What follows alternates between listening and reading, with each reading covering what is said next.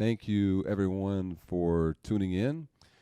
And I'm here with my favorite guest. I don't know, I'm not going to say favorite cousin yet, but my favorite guest, my cousin, Nick Capozzi. How are you, my Well, man?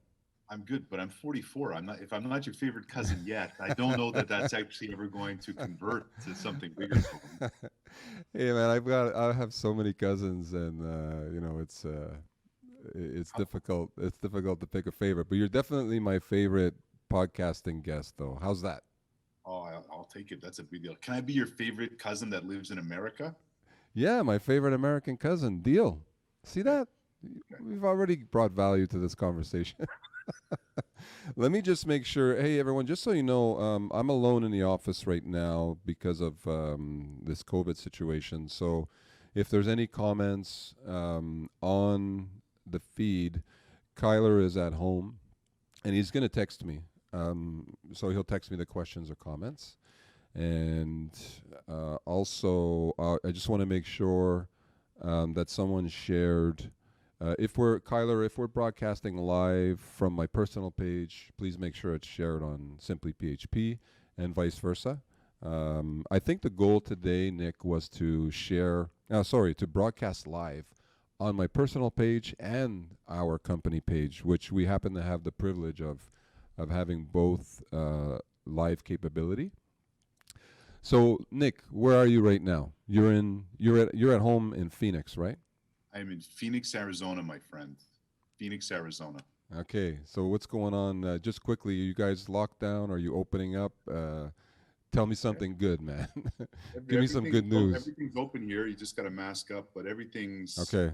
everything's open. It's life is as normal, except you wear a mask every time you get out of the car. So, um, Okay. Outside also then, right? So if I'm driving, I get out of my car, I want to go to a bar, I mask up. When I'm sitting down in my chair in the bar or restaurant, then I can take my mask off? correct. Okay, beautiful.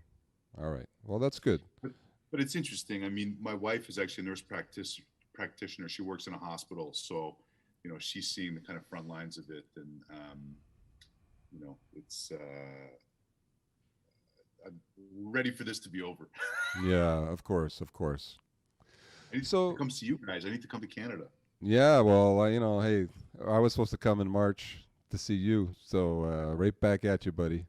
All right.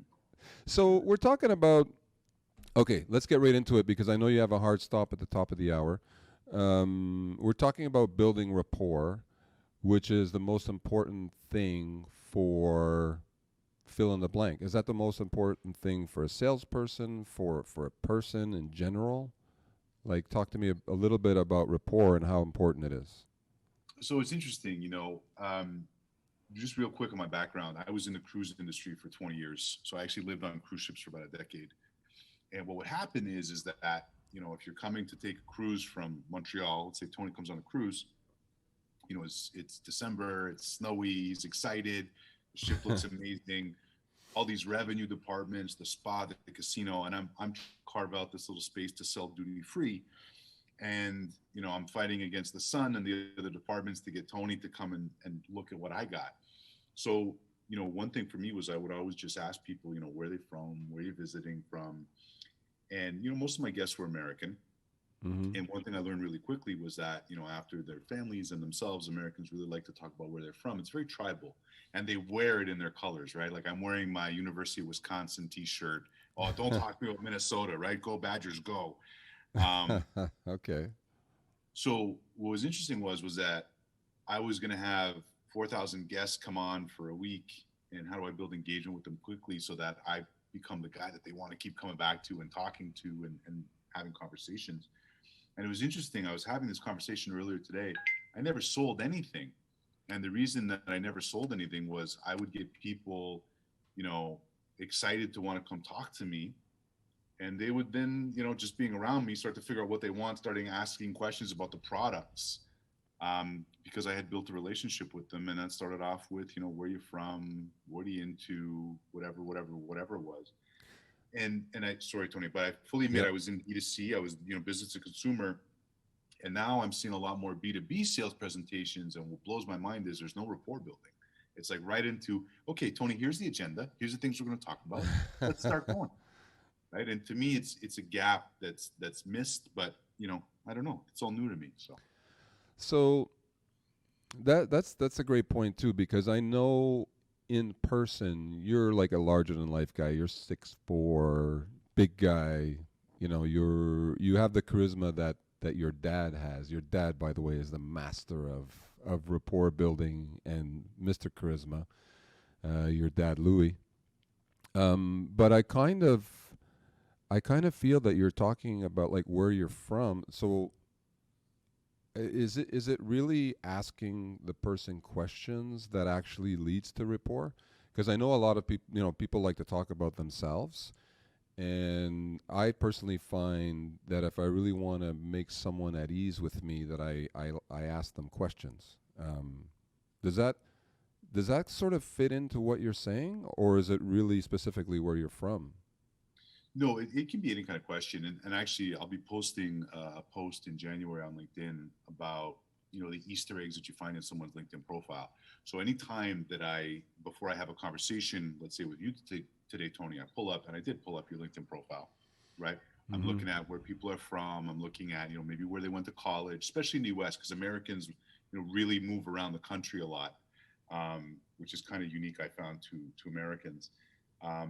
There's That's a true. lot of these 3-day intensive courses that Harvard does, or Northwestern does. Oh, you took the contract negotiation 3-day course at Harvard.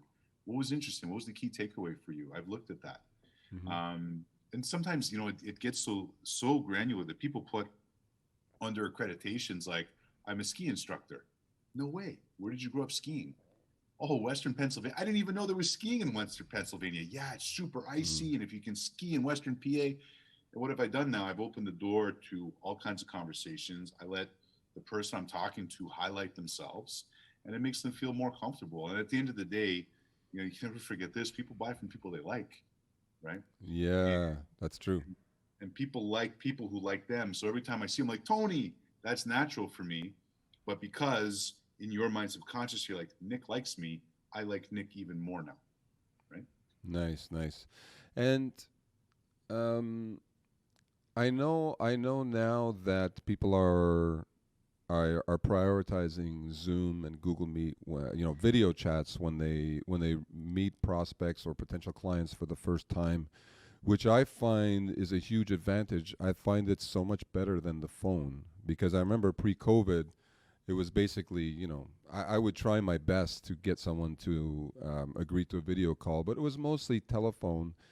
And do you find that it's okay? Obviously, building rapport in person is probably the easiest for someone like you. Okay.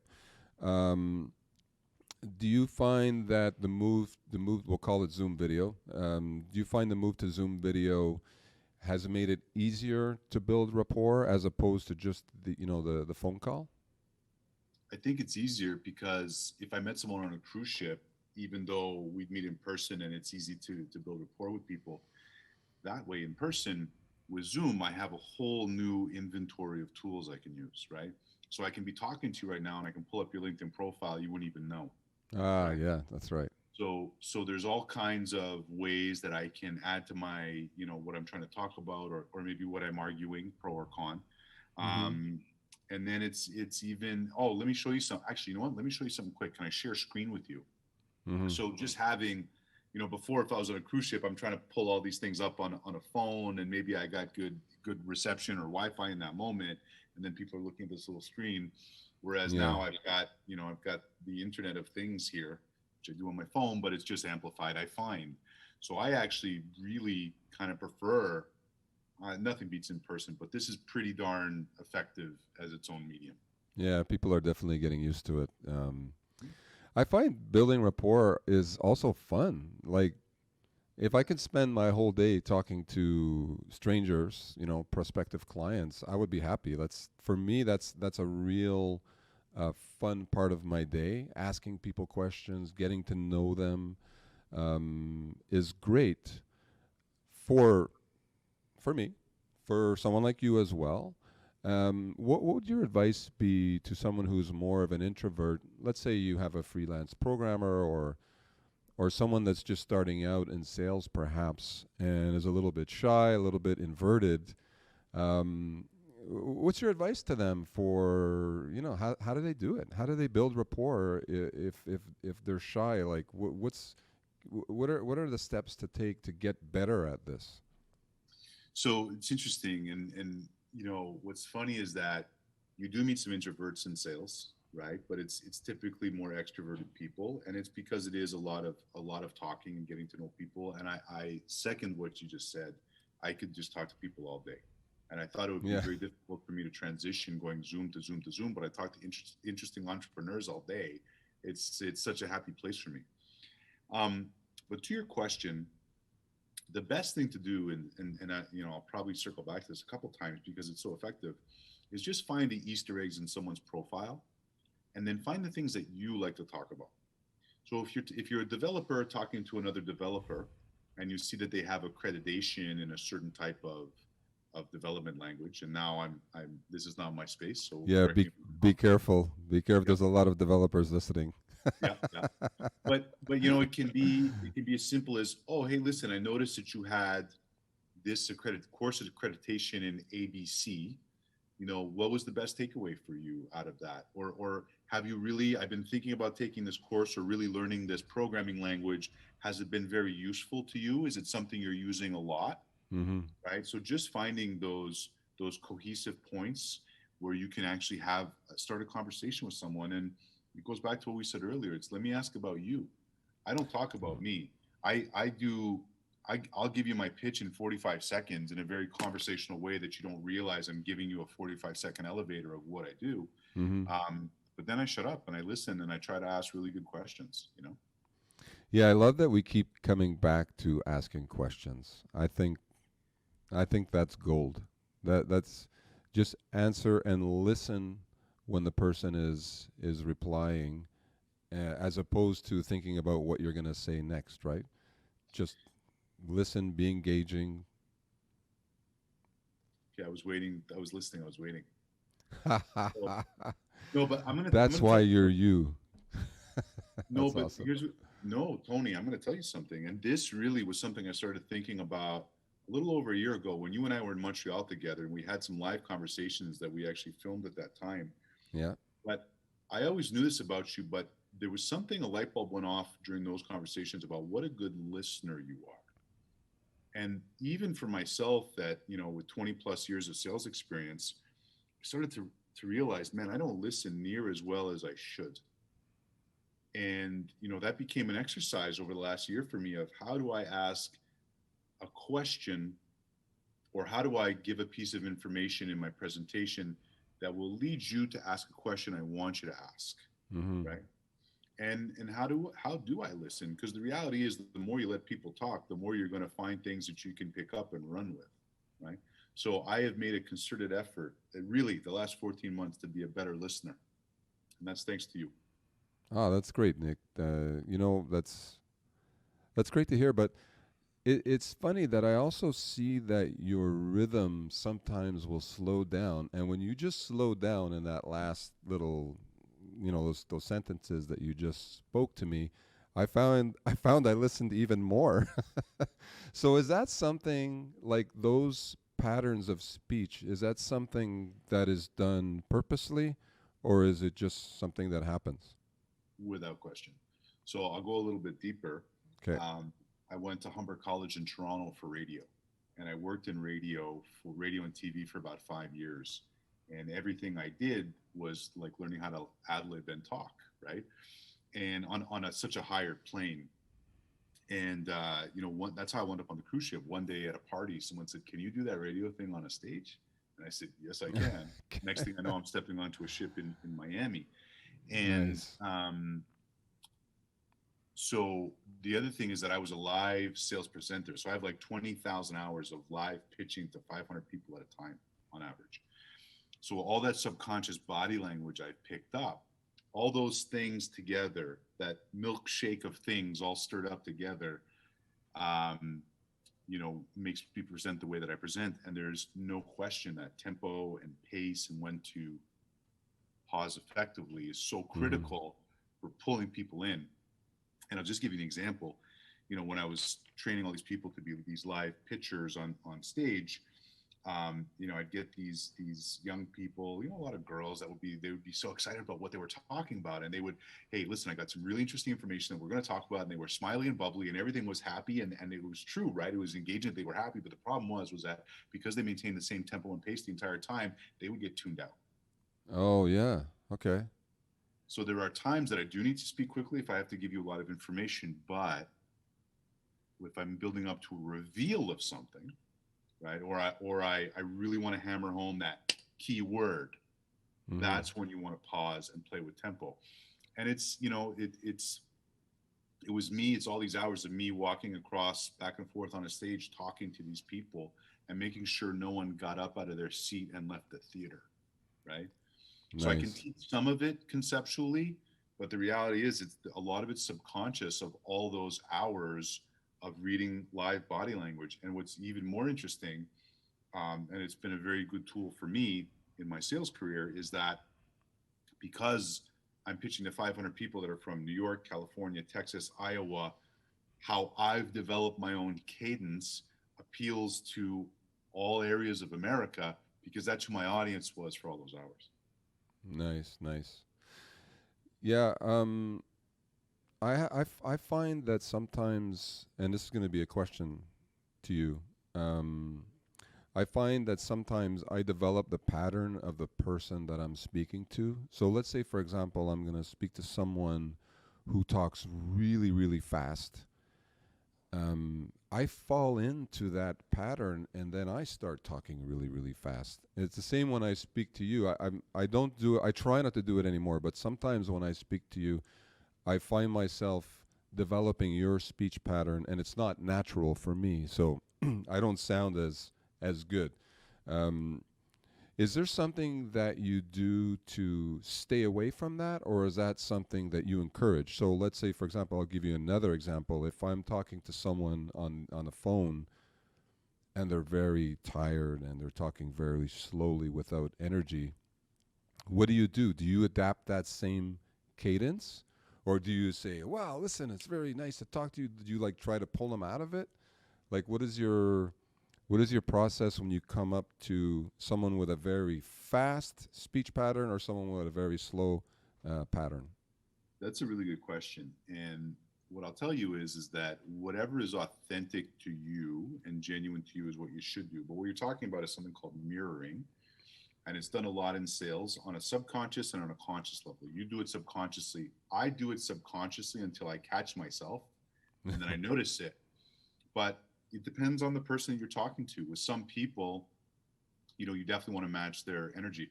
I could just think of the phone calls I had today. So at one point, I was talking to this really excitable person. So this is how I talk for the entire conversation, knowing I'm coming to talk to you, who's, you got a mellow pace about you and you're very good at pausing and listening. There's no doubt in my mind that I've subconsciously stepped into this conversation expecting a certain cadence from you that I've likely matched. Here's what's interesting, and this is where it can be problematic. And this is a problem I have. If I'm talking to someone from New York, I will eventually, in the first minute, 2 minutes, 3 minutes, start to sound a little bit more like a New Yorker. And I Mm, don't do that purposefully. It happens, and then I catch myself, and I'm like, I need to be careful because then that can be perceived as a little bit disingenuous. Or they're like, wait, you're from New York, but I thought you were from Canada, right? But I don't do it on purpose. It really happens that way, right? If I'm hanging out with people that I live in the Southwest in Arizona, I'm hanging around people that say y'all instead of you people or you all or whatever. I yeah. start saying y'all, right? Um, so Yeah, I've been there before and you do kind of feel a little bit silly once you start once you start trying to match people's accents. It's hard not to do. so the key thing is, I think, is that mirroring is an effective technique. There's so much data that proves that it works, but whatever the authentic place for you is. So for me, it's very authentic, and I'll catch myself sometimes and be like, "Whoa, I need to be careful." But it's the same thing. I mean, I grew up speaking French. I never get to speak French anymore. When I land in Montreal, I left in '95, I think. when I land in Montreal, it takes me a couple of days for my French to catch up, right? And then after 2 or 3 days of just being in the store and whatever at the dépanneur and getting what I needed, my French catches up very quickly. But the first few days is very rusty. And then what's also interesting is just from a language perspective is my slang when I talk in French is from the mid '90s, so I must sound so dated when I talk to someone. It's funny. Anytime I speak to someone in the U.S., they normally tell me that I have a French accent, and I'm like, "What? What do you mean I have a French accent? I feel I talk like So someone." The Montreal accent is very distinct, and Mm, I can nail someone. Other parts of Canada is a little bit tougher, okay. and geographically, I can get someone from the U.S. Is it Texas, but maybe bleeding into Louisiana or Oklahoma? But a Montrealer, I'm like, oh, you're from Montreal, right? Okay, that's cool. And it's that distinct hybrid of English and French that makes for a very unique cadence and pace, and also just the language. So I'll go down a rabbit hole really quick. But I was talking to someone about this earlier today. Growing up in Montreal was a unique experience in that it's the most Europeanized North American city. There's more European cities in North America, Quebec City as an example, but Montreal was this hybrid of this Romance language city where we were drawn into architecture and art, and these were conversations we had as teenagers, right? Which is something that very few places in North America have. And it was that hybrid European North American upbringing that I feel that I had, and that I Nice. think gives me a distinct advantage. But there's no doubt, circling back, I went down the rabbit hole, I'm back out. But circling back, Montreal has a very distinct accent, and I don't think it's that it's French. I think it's that when people hear it, they recognize it's a distinct accent, but a lot of times they've had a francophone person talking to them in English where they Mm-hmm. recognize that cadence and just the way that the words are pronounced. Okay, nice. Very nice. I'm just gonna check.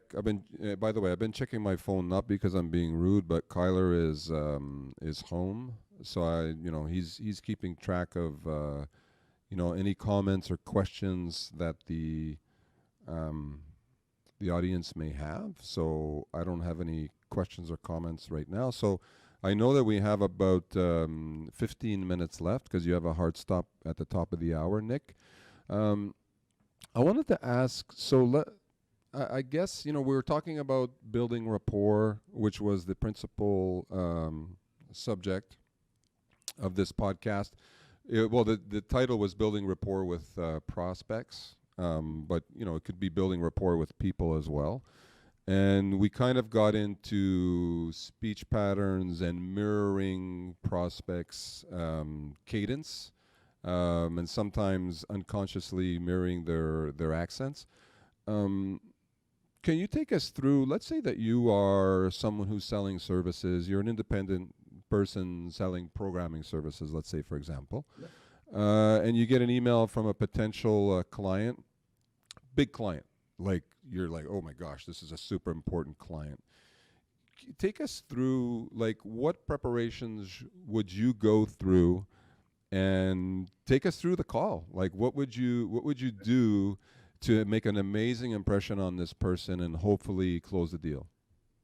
Great. I love that question. No one's ever asked me Yeah. that, Tony. That's a great question. Thank you for asking that. Hey, no problem. First thing I do is I look at the individual. So we like to think that everyone's spending 15 minutes going through our LinkedIn profile. You got 15 seconds. That's how long someone's going to dedicate to going through your profile. Okay. But the client, I'm putting 15 minutes, half an hour in. Okay, if you're the one who's selling the service, you're definitely going to put more than 15 seconds, right?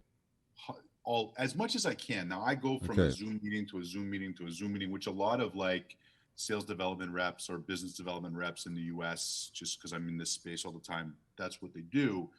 But I'm like, I always have LinkedIn open. I have it muted in my Chrome browser, or else it'd be dinging all day. But I have it Okay. open and I have it muted. And how long do I have? Right.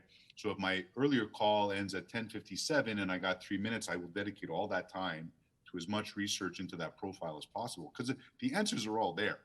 Yeah. Right? So Tony, why do you follow this person? Tony, I see that you had military service. Where did you Mm. serve? That's interesting. Actually, you know what's something interesting, Tony, is that I live in the U.S. now, and the first time I brought my American wife to Canada, she's like, "Where's all the military?" I said, "What are you talking about?" Well, Yeah. there's a different light shone on the Mm. military in Canada versus the U.S. It's not better or worse; it's just different. Oh, Tony, I see that you have a PHP development company. How did that start? How did you go from the military into PHP development? Did you get like a GI Bill and they paid for your education and you got into computer programming? What's that story? Oh, I see you saw this course. We took this course. What was the key takeaway out of this course? So all those answers are in the LinkedIn profile that you can find quickly. Second thing, big client, is everything I can about the company. When did the company start? Was it funded? Was it bootstrapped? Who are the co-founders? Oh, Tony, I noticed that you and your co-founder Raphael have very different backgrounds, right? How do you tie that together? What is the company's pain points? What are they talking about? Their posts on LinkedIn or on other social media. What are they talking about? Right? Hmm. Because there's no doubt that it's coming. The messaging is coming from the top in one way, shape, or form. Very rarely is someone running a company and not aware of the messaging that's going out from a marketing perspective.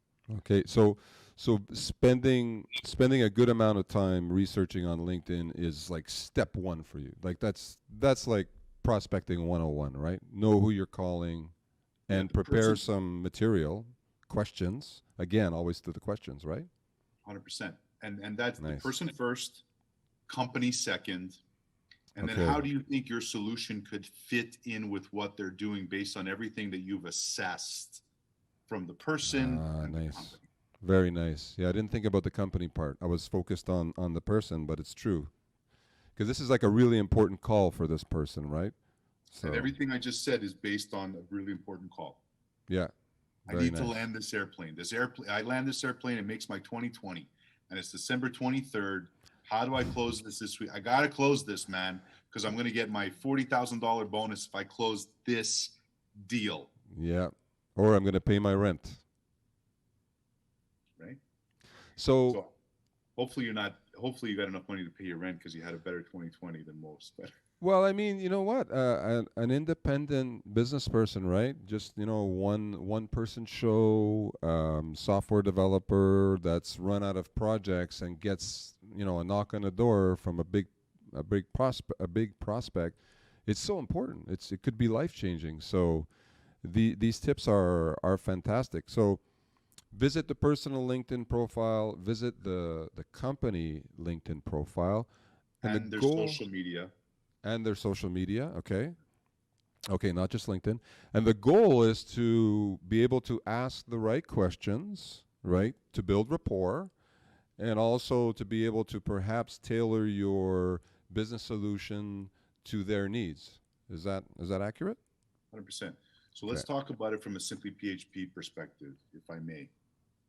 So, okay, I'm at Simply PHP. I'm working with my handsome cousin Tony, his partner Raf, and this prospect comes in. Okay, first thing I'm doing is I'm looking at, again, the guy's LinkedIn profile or the girl's LinkedIn profile, looking at Mm-hmm. the company information, but I'll dig a bit deeper because now I'm selling, you know, PHP development services out of Montreal. So who am I competing against? Probably overseas, right? And probably against American companies. Well, there's a lot of advantages that Simply PHP, because they're based in Montreal or whatever the reasons are, there's huge advantages there. So I'm digging even deeper now. Now I'm looking into not just the company page on LinkedIn, but who are the employees? There's 50 Mm-hmm. employees in this company. Okay, they're based in Baltimore, Maryland. Interesting. So let's start with Baltimore, Maryland. How many are based in Baltimore? 30 of the 50. Where are the other 20 based? This is all searchable on LinkedIn. Oh, interesting. They're in X country or they're in wherever. Oh, you know what? They're using developers out of Brazil. Interesting. I wonder what headaches that might cause. I'm sure the development is outstanding. Sorry, I'm going down. I should be careful what I'm saying, but the point is that how do I position myself if I've done enough research, and this is seconds, but if I've done enough research to see where are there people working, and oh, those 20 people are in development, well, they're already offshoring. So if they're talking to me, likely they're having an issue with who they're Mm-hmm. dealing with. Yeah. So how do I? What might that possible pain point be? Right? I bet you I can tell you what it is. No, just kidding. We won't go that far. But all right, so this is all leading up to the call. So let's say that you've replied by email, you've scheduled a Zoom, it's about to start, and so you're obviously going to try to build rapport first of all, and you're going to ask a lot of questions. Correct? Mhm. And do you feel like it's a natural, like when do you start going for the sale? All right, so obviously you have to go for the sale, right? You're not going to be one of those people. And it's funny, I was watching a quick clip of someone this morning on LinkedIn saying that it's good to build rapport, but you don't want to just become friends and then leave without trying to make the sale, right? So it's super important. So take us through what you would do on a call, on a video call. So I'll give you an example. The other day, I was talking to someone from Baltimore. Okay.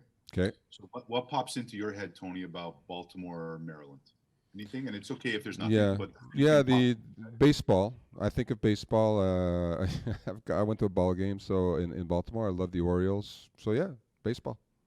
Beautiful. So I talked to this guy. He's wearing a Baltimore Ravens hat, which is the football team, right? So right off, I got things to talk about. And then I would talk, well, I've been to Baltimore and, I didn't get to go to a game at Camden Yards, but I stood there at the Iron Gates next to the statues of all these great, Orioles. And I'm looking in and I couldn't shut the guy up about sports, but then I have to pivot, right? To back what we're talking about. So tell me about your company a little bit. I already know all the answers because I've done the research. Okay, Okay. fantastic. So, and I know, or I'm making an assumption he's offshoring because I've found the 20 people. So, what are you using currently? Well, you're offshoring. Interesting. Yeah. So Hmm. that there's pros and cons to that. What are some of the pros, right? Because I'm not going to talk negatively about the competitor. Tell me, what are some of the pros about them? Because the reality is, we probably have those pros as well. What are the challenges? What would make it easier for you, Mr. Baltimore, Mrs. Baltimore? If in an outsource partner. So Oh, let me interrupt you for 1 second, Nick. yep. Just 1 second. So I think it's fascinating that you haven't talked about yourself yet. And I think that's super important because a lot of people, what they'll do as soon as they get on the call is they'll take a deep breath and then they'll just start talking about their services and how great they are. I love the fact that you are asking them questions right away. Well, because I learned that from you. But I did talk about myself, Tony. I talked about standing at the gates at Camden Yards, right? I painted Yeah. myself into the local picture, Nice. right? Oh, very cool. But the person. So we use Brazil as an example. Yeah. So the person in Brazil, do they have a Baltimore story? Do they know, how great that Baltimore Ravens defense was 10 years ago? Do they know, oh man, this one time, man, Camden Yards, whatever. Best Yeah. crab cake I've ever had. I think about crab cakes from Baltimore at least once a week. They are the best. Oh, They that's are the true. I best. forgot about the Oh, crab Tony. cakes. And you know what's interesting? I'll tell you a funny story. You know where I've had the best crab cakes in my life? Baltimore in the Inner Harbor at a cheesecake factory. And you're thinking cheesecake factory. The cheesecake factory is great, but why would they have you have to have the best crab cakes if you're going to be a cheesecake factory selling crab cakes in Baltimore, right? Best crab cakes I've ever had, and I love crab cakes. So, I can't tell that you love crab cakes, Nick. You look so buff. well, there's a few. I'm a little fluffy right now. It's a lot of COVID crab cakes. Actually, you know what? I think I'm making crab cakes for dinner now. I think that just got decided. So anyway, long story short, I've painted myself into this guy's subconscious, Nice. Hmm. right? But now, tell me about what you're doing. What's your? I don't want to hear. You don't want to hear why I'm so great, but tell me. Oh, interesting about all those pros. Well, you know what? Actually, yeah, we have all those things, and in fact, on the one pro, we kind of go a little bit deeper. Even we can do Hmm. this. Oh, they're doing that already off the one shoot of the branch. Interesting. What about this? Well, they don't do that. Here's why we do that. Here's why we take that extra step, right? Oh, you Nice. do, um, right? And but if you've done your research and you know, like even, I mean, it depends on how aggressive you want to be. But oh, they're in Brazil. Interesting. So on your in-house team, you have some people. Yeah, in-house. Okay, are they all from Baltimore? Does anyone speak Portuguese? Yeah. right? Yeah. Yeah. Yeah. I, That's good. interesting. Well, because that, right, and I'm not even saying that that's a good thing or a bad thing or that, Yeah. but I am. It's just positioning. I'm moving the pieces around the chess table, right? Yeah. Yeah. Very nice. And at the end of the day, when he tells me what his real pain point is, look, here's the problem. I need to have a scrum every morning at 8 a.m. Sometimes they're there, sometimes they're not. The work Mm-hmm. is good, the this is good, but our timelines are out of whack. Well, let me tell you our approach, which has been effective for us. I'm not saying it's the right approach, but I'm saying it's worked really well for us and our client base, which is also on the Eastern time zone, right? Because you're in Baltimore, we're in the same time zone here in Montreal. So here's how we handle that, right? Yeah. Very nice. Very nice. That's yeah. That's great advice. That basically takes us through the whole podcast and how it's applicable. Before we go, Nick, tell me what is happening with Nick Capozzi now. What's going on? What's going on in your life? Anything you wanna talk about on your end? I know you've been really kicking butt on LinkedIn. I enjoy your quick 2 and 3 minute videos. Talk to me. So it was really funny because I had a LinkedIn account. I never used it before October 13th, and that date is circled on my calendar because that was the date I started putting videos out.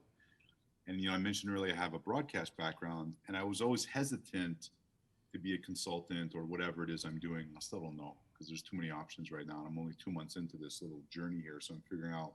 I want to go look at the buffet before I come back with my first plate, right? Okay. So, but I started putting videos out and kind of short, punchy, a little bit funny, trying to be funny anyway. I don't know if it's actually effective, but It is. I love your videos. They're funny, they're educational, they're sharp, they're fast. Love it. and people say that's easy for you, Nick. It's not easy for me for two reasons. First of all, so many of my connections, I'm connected to CEOs of cruise lines. That was my industry for 20 years. It's on pause. I'm not going back. I had my time. It was amazing, but I'm not going to go back to the cruise industry. But at the same time, I'm now pushing myself out there to where these people are going to see me, right? And I'm not the Mm. button down executive wearing a tuxedo 2 nights a week. Now I'm like, hey, let's talk. Let's be a little bit silly. The other thing is that everyone's like, yeah, it's easy for you, Nick. It's not, because everyone has an expectation that it should be a certain level of how good it should be because I do have a broadcast background, right? Yeah. So that's also terrifying, right? Is putting myself out there. But what happened is I put out now 12 or 14 videos in just over a month or over 2 months, excuse me.